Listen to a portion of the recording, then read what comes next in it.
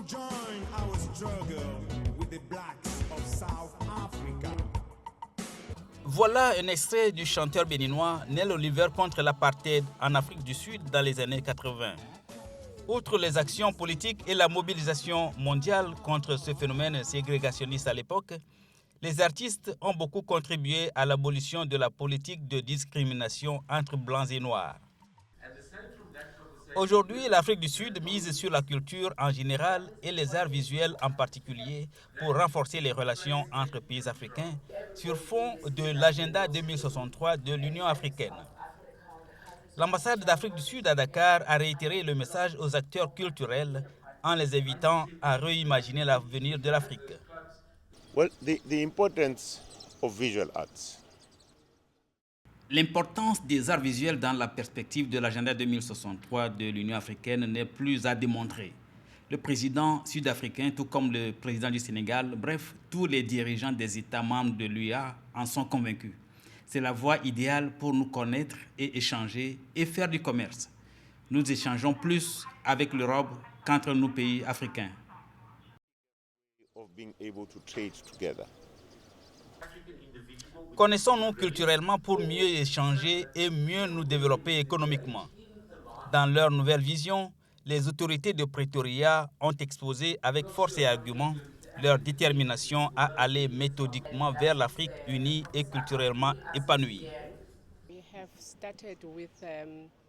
Nous avons commencé par des recherches sur le terrain parce que ces recherches ont pour but de mieux connaître la perception que les autres ont des Sud-Africains. Et pourquoi cette perception? Parce que nous avons pour mandat également de gérer la réputation de l'Afrique du Sud. Au Sénégal, on s'est focalisé sur l'industrie des arts créatifs parce que c'est l'un des piliers de la marque, l'image de marque de l'Afrique du Sud, c'est la culture et le patrimoine. Un discours qui agrée l'assistance formée en grande partie d'hommes et de femmes de culture.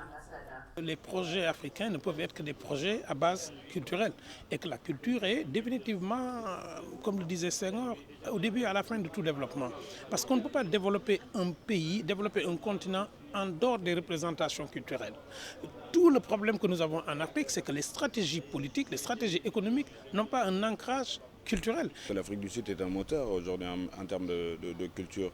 Une des plus grandes conférences sur l'économie créative, c'était à Cape Town et c'était un rassemblement de beaucoup d'Africains. Donc la cause du panafricanisme et de l'unité africaine via la culture est une évidence pour eux. C'est un pays qui s'ouvre après beaucoup d'années où ils ont été refermés sur eux-mêmes. Pour les causes historiques, ils s'ouvrent, ils ont besoin d'Afrique, ils ont besoin de connaître le reste du continent. C'est par la culture que nous allons unifier ce continent. Il est toutefois clair que des obstacles majeurs doivent être levés. Il faut apprendre à mieux nous connaître pour mieux échanger. Il y a un rapport entre l'économie culturelle et la taille des marchés. Si nous restons cloisonnés dans nos petits territoires avec nos petits drapeaux, nous allons subir aujourd'hui avec le numérique une colonisation numérique. L'information aussi va jouer un rôle prépondérant dans cette unité de l'Afrique que tous veulent forte et prospère.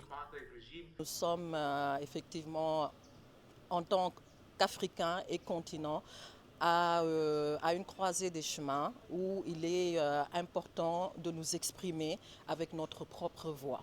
Aujourd'hui, l'Afrique a énormément de choses à partager. Le partenariat culturel entre Pretoria et Dakar va franchir une étape primordiale dans un proche avenir avec le jumelage de deux îles mémoires, à savoir Gorée au Sénégal et Robben Island en Afrique du Sud.